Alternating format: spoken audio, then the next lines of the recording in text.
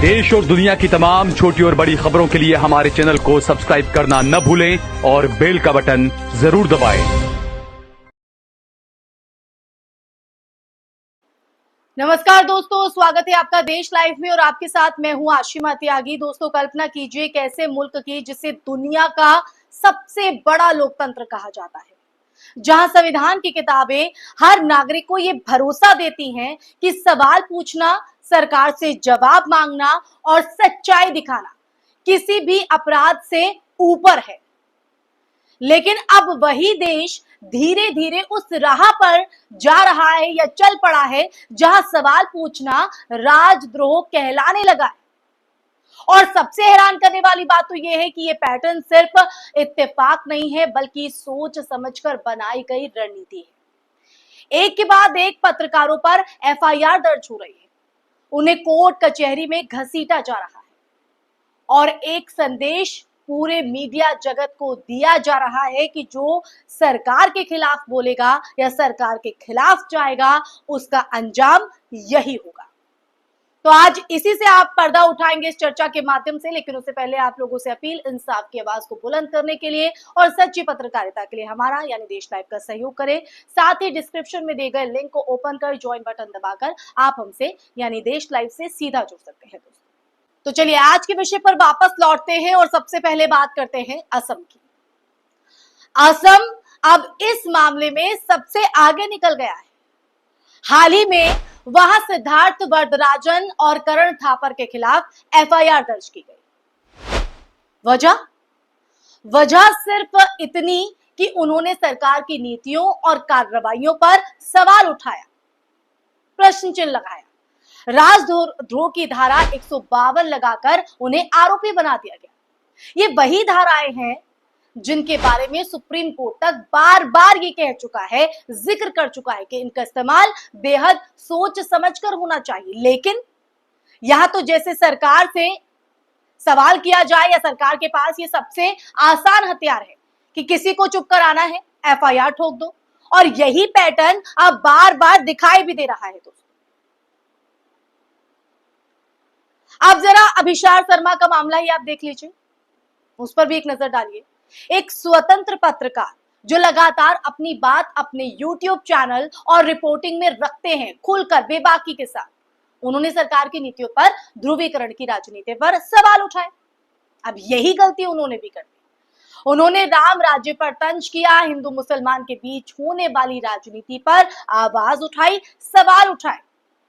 और नतीजा ये निकला कि गुवाहाटी की क्राइम ब्रांच ने उनके खिलाफ भी एफआईआर दर्ज कर दी, वो भी राजद्रोह जैसी गंभीर धाराओं में।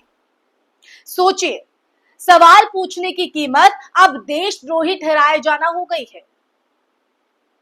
मैं 2 उदाहरण आपके सामने अब तक रख चुकी हूं, लेकिन दोस्तों अगर देखा जाए तो ये कोई पहला या अकेला मामला नहीं है। द वायर पत्रकारों के खिलाफ भी एफआईआर दर्ज की गई थी। उनकी रिपोर्टिंग पर सवाल उठाने की बजाय पुलिस ने सीधे उन्हें ही आरोपी बना दिया। असम पुलिस ने उनके एडिटर्स को समन भेजा, मानो उन्होंने कोई बम ब्लास्ट कर दिया हो। आप समझ रहे हैं, इतना बड़ा क्राइम के तौर पर उन्हें अपराधी बना दिया जाता है, जबकि असल में उन्होंने सिर्फ वही किया जो पत्रकारिता का असली मकसद है, सत्ता से सवाल करना है ना।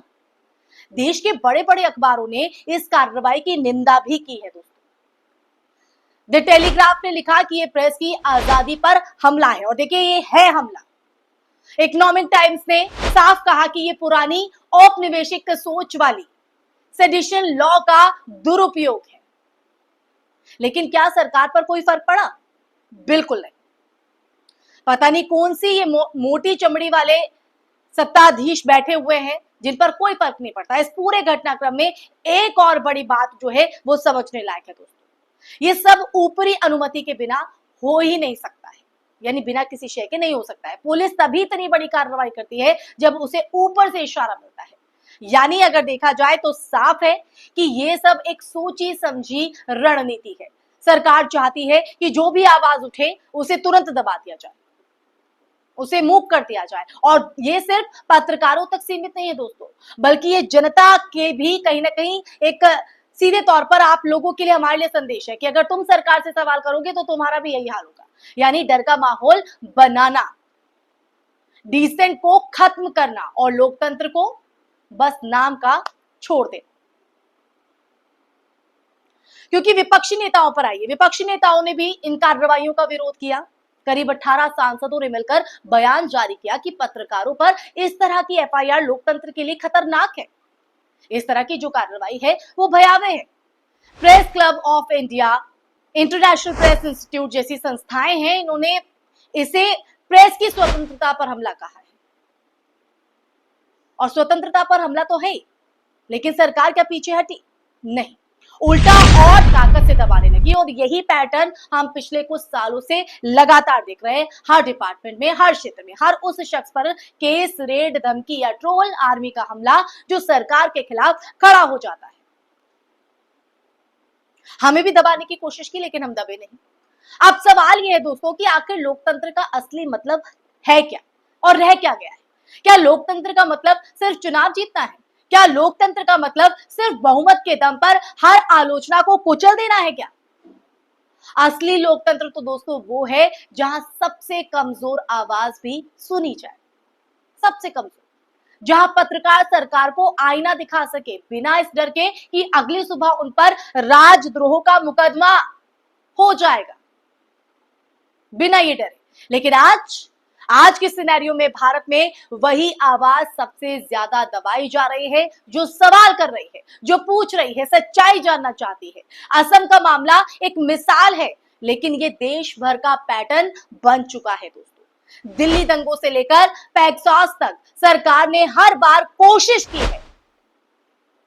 है कि असली मुद्दों से ध्यान भटकाया जाए, पत्रकारों को जो है कटघरे में लाकर खड़ा कर दिया जाए। ये वही सरकार है जो हर मंच से प्रेस की स्वतंत्रता का ढोल पीटती है, लेकिन असलियत में सबसे ज्यादा डर उसी को ही है कि सच सामने आ जाएगा। अब सोचिए, अगर पत्रकार सवाल नहीं पूछेंगे तो कौन पूछेगा? अगर मीडिया ही चुप हो जाएगा तो जनता तक सच्चाई कैसे पहुंचेगी? आप तक सच्चाई कैसे पहुंचेगी? और अगर जनता तक सच्चाई नहीं पहुंचेगी तो लोकतंत्र किस काम का रह जाएगा दोस्तों? यही वजह है कि ये मुद्दा सिर्फ पत्रकारों का नहीं बल्कि हर नागरिक का है। इसलिए देश लाइव इस मुद्दे पर आपसे संवाद साध रहा है, चर्चा कर रहा है, क्योंकि आज अगर पत्रकार चुप करा दिए गए तो कल आपकी आवाज भी दबा दी जाएगी, यूं ही। तो आखिर में इस चर्चा में मैं आप लोगों से यही कहना चाहूंगी दोस्तों, और साथ ही साथ पूछना भी मैं आपसे चाहती हूँ, क्या हम एक ऐसे लोकतंत्र में जीना चाहते हैं जहां सरकार ही ये तय करे कि कौन बोले और कौन चुप रहे? क्या हम ऐसे देश का सपना देखते थे जहां सवाल पूछना गुनाह हो? हम तो नहीं देखते थे। हमारे सामने अब दो रास्ते हैं, या तो हम डर के चुप हो जाएं, चुपचाप जीते रहें, या फिर इस अंधेरे माहौल में भी सच की मशाल जलाए रखें। क्योंकि लोकतंत्र सिर्फ वोट देने से नहीं चलता है दोस्तों। लोकतंत्र तब जिंदा रहता है, तब सांस लेता है जब लोग सवाल करते हैं, जब पत्रकार सवाल करते हैं, जब सत्ता से जवाब मांगा जाता है। और जब तक ये सवाल पूछे जाते रहेंगे तब तक लोकतंत्र भी जिंदा रहेगा दोस्तों। तो आप तय कीजिए कि लोकतंत्र को खुली हवा में सांस लेने देना है या नहीं, क्योंकि ये हम सबकी भागीदारी है। तो देश लाइव अपनी भूमिका, अपनी भागीदारी निभा रहा है और अब बारी आपकी है।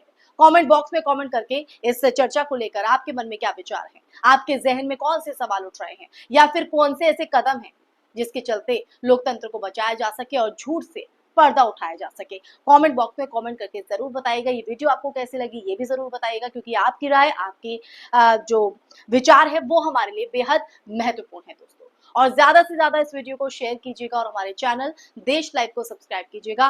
फिर हाजिर होंगे एक नए मुद्दे के साथ, तब तक के लिए अपना ख्याल रखिए। जय हिंद, जय भारत, नमस्कार।